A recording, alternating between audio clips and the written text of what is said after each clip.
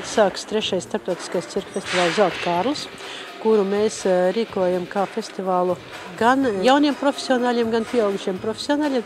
Tātad cilvēkiem, kas reāli savu dzīvi saista ar cirku, un kuriem ir svarīgi gan konkurence, gan savas vietas novērtējums pasaulē.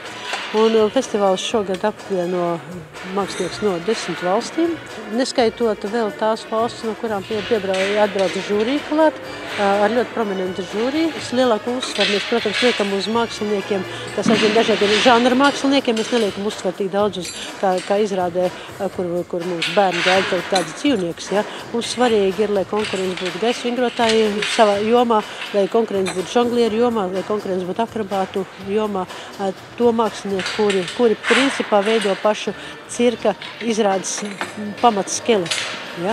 Un šogad arī pie mums ierodas mākslinieki no Almatas, no Kazahstānas ierodas mākslinieki, kur tikko izcīnījuši zelti, ir vienā no starptautiskiem Kazahstānas festivāliem, kur pie mums ir ieradušies mākslinieki, kuri ir gan Kubas, gan Ķīnas, gan Maskavas festivāla laureāti, kur ir ieradušies Rīgā tieši no viesizrāžu turnēs Lielajā Maskavas cirkā, un tie mākslinieki arī no Kazahstānas, no Vācijas, no Baltkrievijas.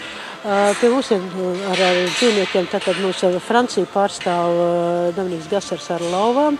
Uz Franciju pārstāv viena no visvecākām franču cirka dinastijām Bugljoniem, kurus ierodās Andrē Bugljonis žonglieris ar Diabolo.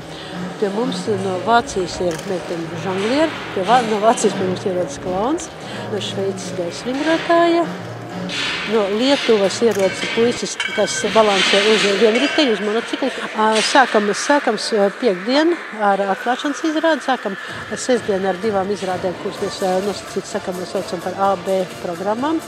Un svētdien 4 mums ir galā, ja noslēguma izrādi, jo šajās 3 izrādēs, 2 sestdienas un piekdienas izrādē kopā strādā žūrija un atlas no dubultu komplektu, vienu komplektu, kas ir labākais, kas svētdien ir galā. Bet tas nenozīmē, ka tie, kas ir sliktākie, ka tie nebūs labākie, vai ne? Jo būtībā tas konkurences līdzvērtība ir mākslinieki ir ļoti līdzvērtīgi. Un ir ļoti grūti, es zinu, ka mums ļoti grūti izvēlēties, kāpēc šis ir labāks, vai šim nebūs paveicies šoreiz.